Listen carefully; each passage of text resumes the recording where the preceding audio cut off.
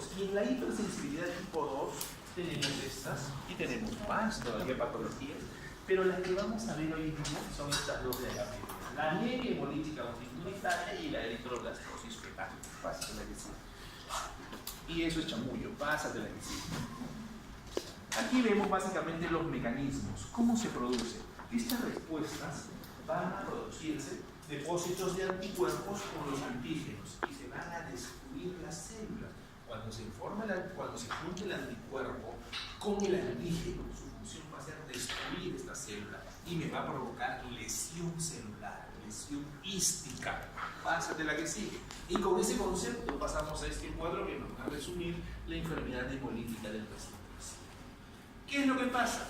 Cuando tenemos una madre que es RH negativo y desafortunadamente Cupido la flecha con un padre que es RH positivo y el niño hereda el grupo sanguíneo del padre, ¿qué significa? Que la mamá es RH negativo, pero el niño es RH positivo.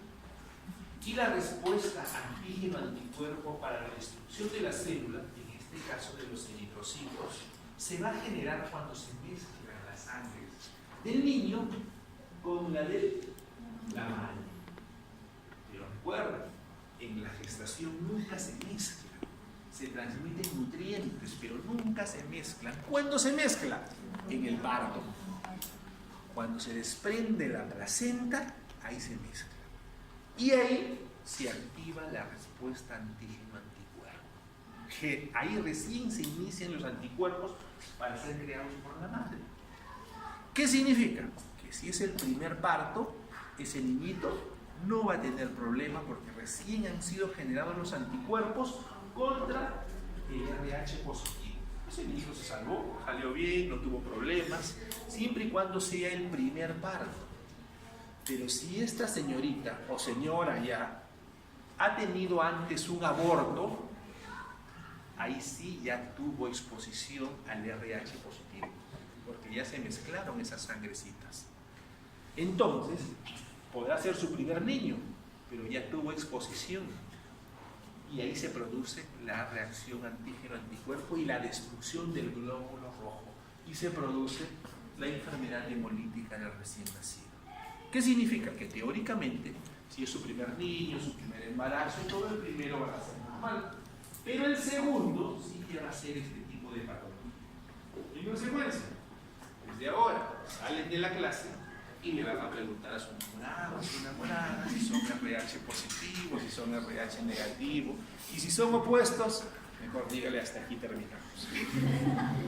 Bueno, eso era antes. Ahora ya existe tratamiento para inhibir esa respuesta anticuerpo. Pero van a tener un tipo de complicación que a lo que se quieran someter, cuando el amor sea más fuerte, se someterá. Pero esto se puede ver. Entonces los siguientes niños iban a tener problemas, pásate la que sigue, y van a tener, miren a este pequeño, la destrucción del glóbulo rojo va a provocar este tipo de patología, ¿no? Es la eritroblastosis fetal, la destrucción del glóbulo rojo por la reacción antígeno-anticuerpo de la madre, que es RH negativo, con el niño, que es RH positivo. O salvo que aquellos que Cupido les gane decidan tener un solo hijo. Ahí sí no tienen problema, ¿no? La que sí. Si ha tenido una pérdida, que sí ya fue. Y esta prueba de test de Opus indirecta es la que nos va a permitir identificar si ya hay anticuerpos contra el grupo sanguíneo del producto, contra el otro grupo sanguíneo. Se le hace una pruebita y con eso ya sabemos si nos vamos a exponer al momento del parto, papás muchas veces también que le hacen un montón de transfusiones y el tratamiento es complicado y se complica. La que sí. Dime. En las diapositivas anteriores, ¿qué pasa si el bebé es RH positivo y la mamá también positivo? ¿Podría ser? No pasa nada. Entonces ella sí sabe el grupo de su enamorado. Mira, no son positivos. No pasa nada. Pueden ser felices para siempre. Seguimos, por favor. En la tipo 3 vemos la reacción de Arno, de enfermedad del suelo, lupus sistémico, la glomerulonefritis aguda. Pásate la que sigue. Mecanismos inmunológicos, complejo antígeno, anticuerpo, que van haciendo activación del complemento, chamullo, pasta de la que sigue. Y aquí vemos la reacción de Artus. La reacción de Artus, mire, ¿a qué se parece? A la hipersensibilidad tipo 1, ¿cierto? Eritema, una reacción ligeramente elevada, pero no es. Recuerden que la característica clínica que les mencionamos inicialmente, que la hipersensibilidad tipo 1 es una respuesta inmediata. Y esta respuesta se produce 5 a 6 horas después de la exposición.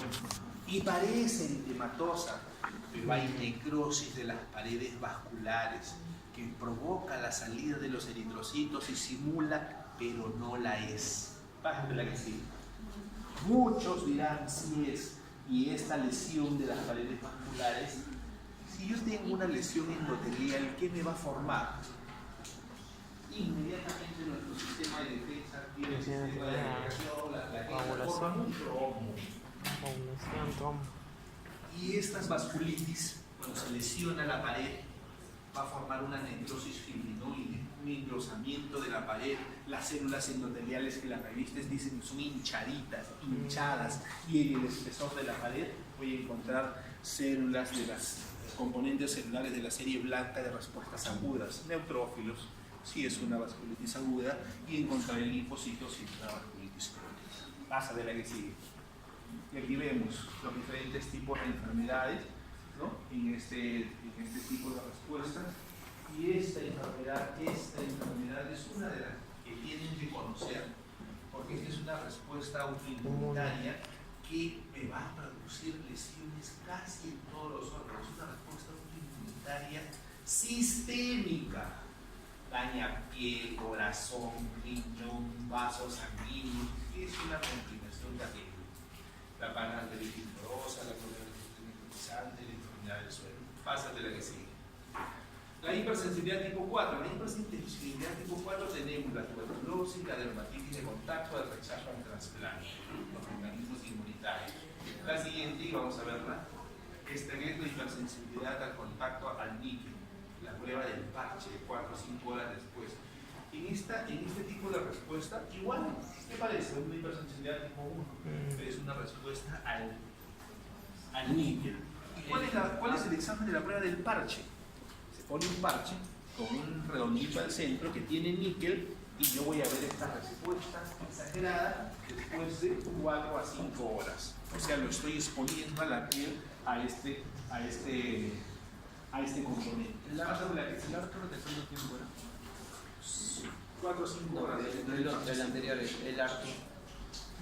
El arco también pasaba de 4, pero es una lesión básicamente de la pared.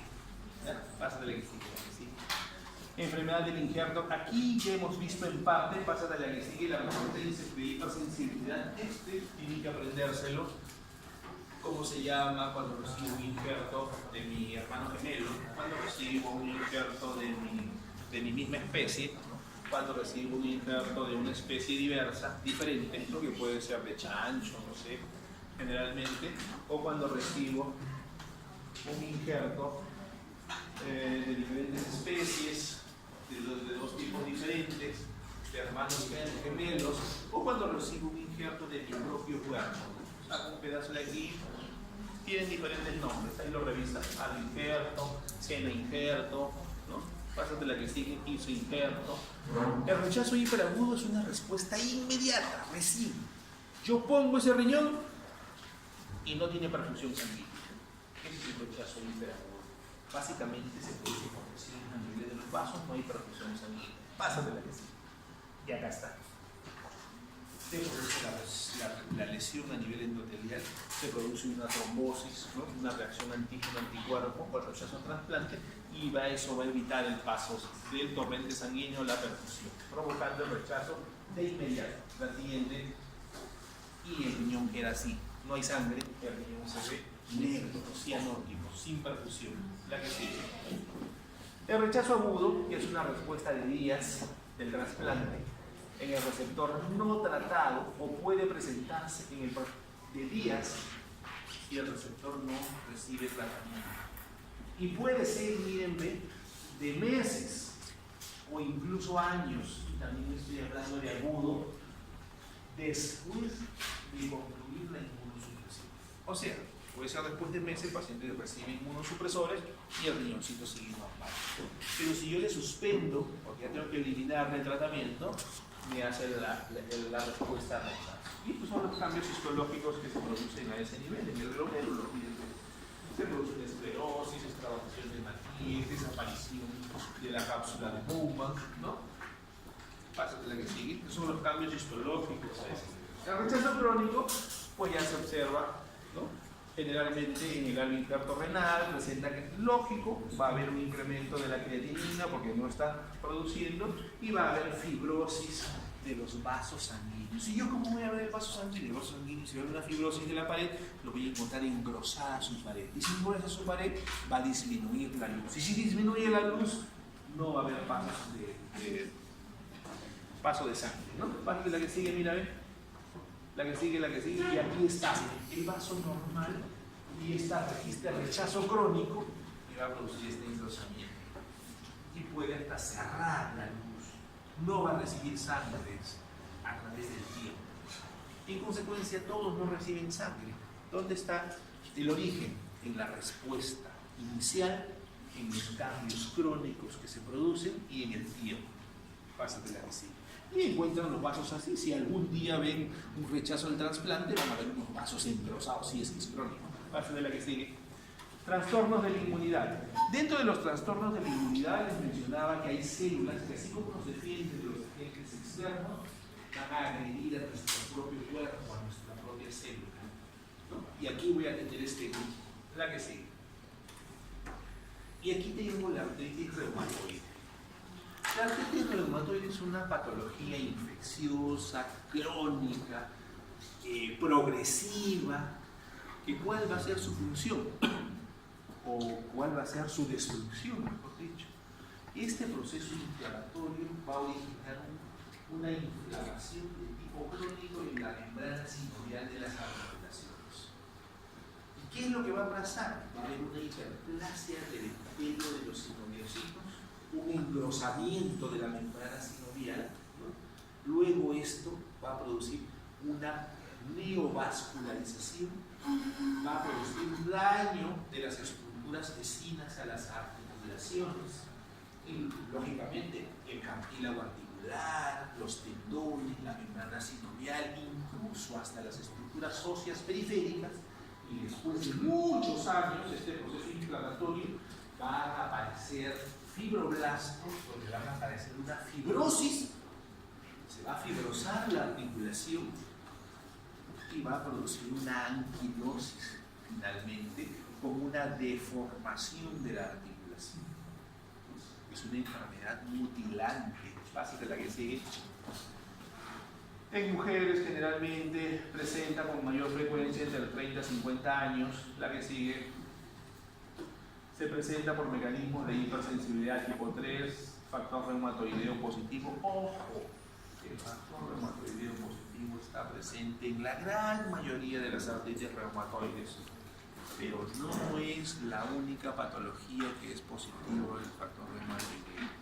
En la gran mayoría de las enfermedades autoinmunes tienen factor reumatoideo positivo. Así que, como yo escuchaba a muchos internos, factor reumatoideo positivo. Ah, señor, usted tiene artritis. Señor, usted tiene artritis. Es lo más frecuente, pero el factor reumatoideo también es el diagnóstico de artritis. Ojo, no se vayan a confundir. Ese error siempre suele suceder. ¿Ya? Pásate la que sigue. Y en anatomía patológica, estos son los cambios que les he manifestado inicialmente. ¿Qué es lo que va a pasar? Edema, primeramente, se hincha la articulación, ¿no? En la membrana sinovial, proliferación de células sinoviales, aumenta el número de capas o infiltrados de linfocitos o infiltrados linfocitarios, que son mononuclear, con presencia de macrófagos, daño de los vasos y focos de necrosis pequeños. La que sigue.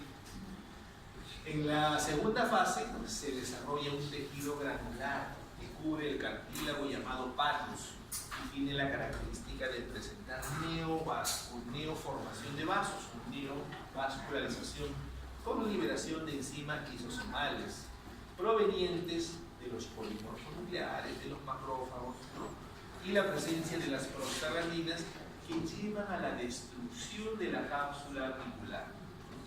También participan enzimas del líquido sinovial.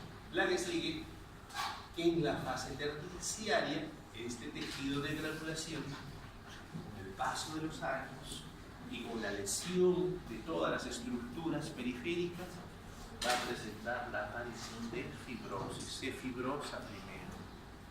Entonces ya la articulación no se puede mover mucho, ¿no?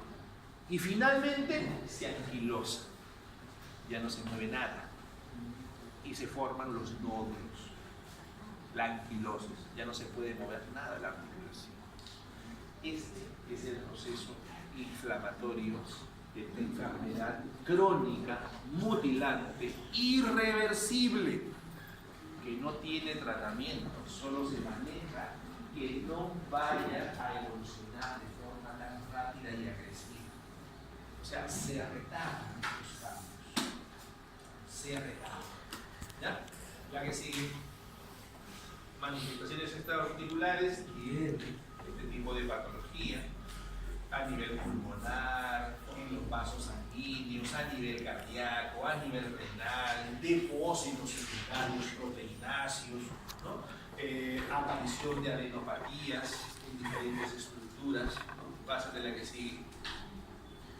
Los criterios para hacer el diagnóstico: rigidez, dolor al movimiento, aumento del tamaño de la articulación, del volumen articular, hinchazón, tumefacción, cambios radiológicos. Lógicamente, si ya se están produciendo generalmente estos cambios a nivel de la articulación, factor reumatoideo, líquido sinovial, histopatología, lógicamente si sacamos una muestra, pero no es necesario sacar una muestra, no es una artritis reumatoide. La que sigue, la serología, tenemos acá el factor reumatoideo, los anticuerpos, inmunoglobulina E, M, todo lo que hay que pero la clínica es muy importante, y les digo esto porque ustedes tienen que manejar la clínica, manejar la sintomatología. Cuando su paciente llegue, ustedes tienen que tener la sospecha diagnóstica y sus exámenes auxiliares van a servir para corroborar el diagnóstico. Empiezan con lesiones a nivel de las articulaciones de las manos o de los pies.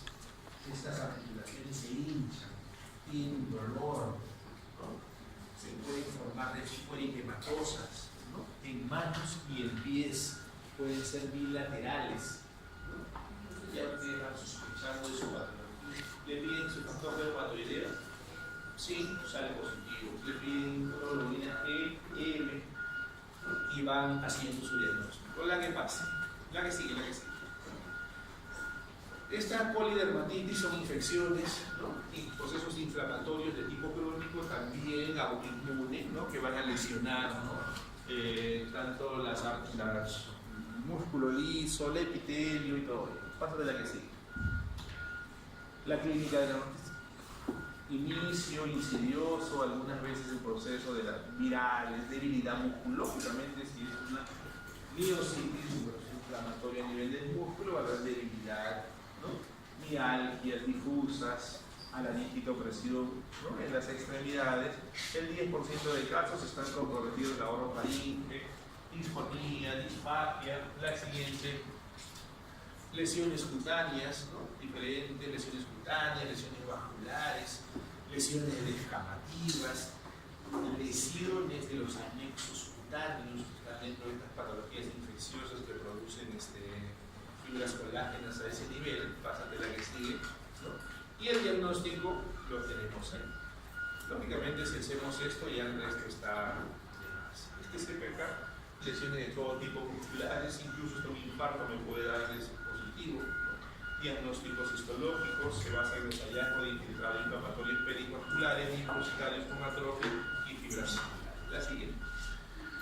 La esclerodermia, vamos a resumirla en 2 palabras. Nosotros cuando hemos visto, por ejemplo, como ustedes hemos visto cicatriz queloide, ¿no? Es un proceso inflamatorio, autoinmune, donde va a haber la aparición del infiltrado inflamatorio, donde va a haber el dermis reticular, la proliferación de fibras colágenas gruesas, por disminución y ausencia de anexos cutáneos. Eso es lo que informamos nosotros, porque puede ser una esclerosis sistémica, pero yo en una muestra de 3 milímetros no le voy a hacer diagnóstico de esclerodermia. ¿Qué? Usted en 3 milímetros le ve de los pies a la cabeza, me puede decir el clínico, y tiene toda la razón. No le puedo decir que eso es esclerodermia. O algún gozado puede decir, no, que tiene esclerodermia, se ve a la vista del paciente, porque usted no la ha visto. Yo le dije esa vez. Y puede ser una morfea, que es una esclerodermia localizada. ¿No? Entonces eso no se hace. Son errores que algunos osados, que no conocen, pueden hacerlo, pero nosotros que conocemos no podemos cometer ese tipo de errores, ¿no? El que sigue. Esclerodermia progresiva, básicamente, ¿no? Y va a afectar diferentes estructuras del organismo. Pásate la que sigue, mira, ve.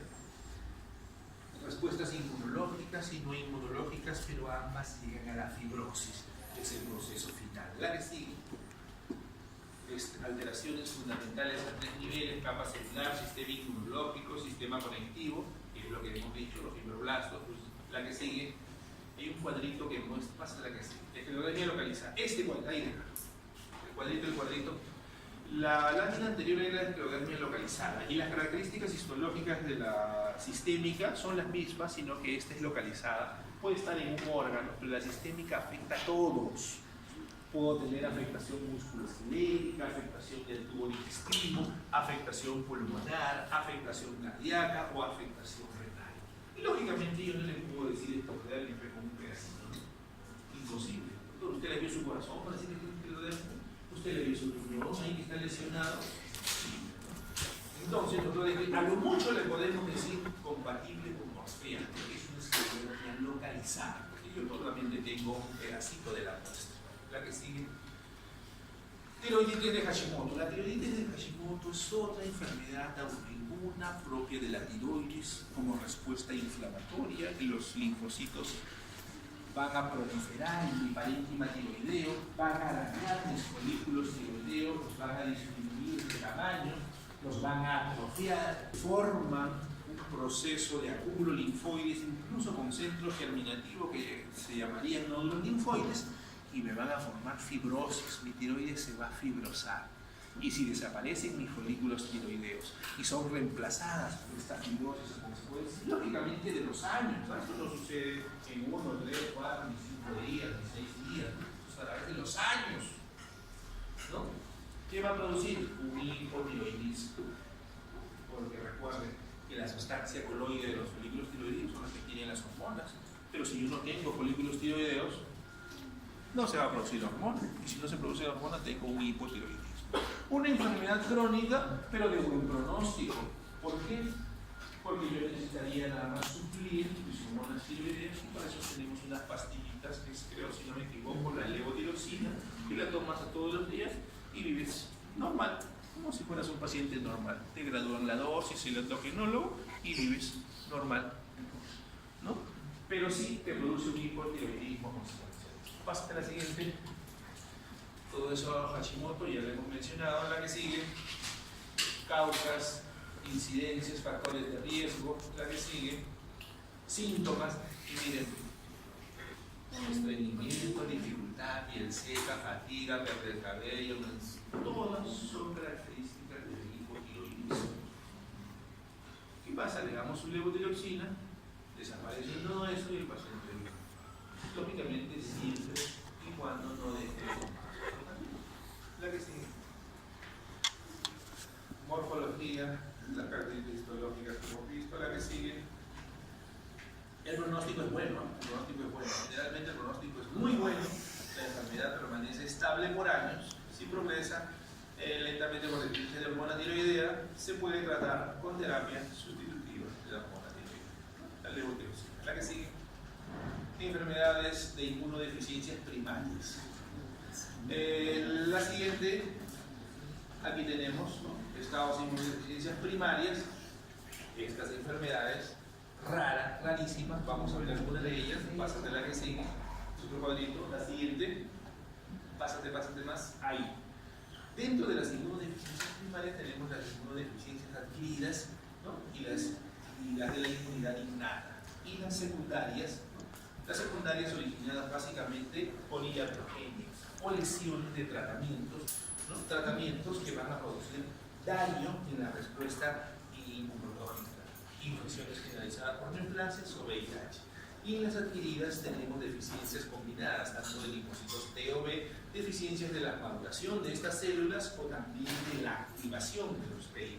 Y las innatas, defectos de la fagocitosis, de la célula natural killer o defecto del sistema de complemento. Bájate la que sigue. Y las principales causantes de la inmunidad secundaria tenemos acá las causas. Las siguientes, ya lo hemos mencionado en el cuadrito, y tenemos el síndrome de Sjögren.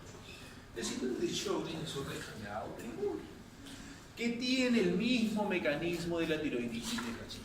El proceso inflamatorio aparece en las glándulas. Recuerden, cuando hablamos de síndrome de Sjögren, nosotros hablamos de ojo seco y boca seca. Generalmente, pero no son las únicas formas de presentación de esta patología.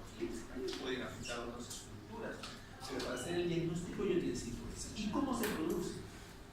Generalmente el proceso inflamatorio va a dañar los acinos de las glándulas orales o oculares. Y si dañan estos acinos, no los dañan, los destruyen. Al igual que el proceso inflamatorio destruye los folículos tiroideos, acá destruye los acinos.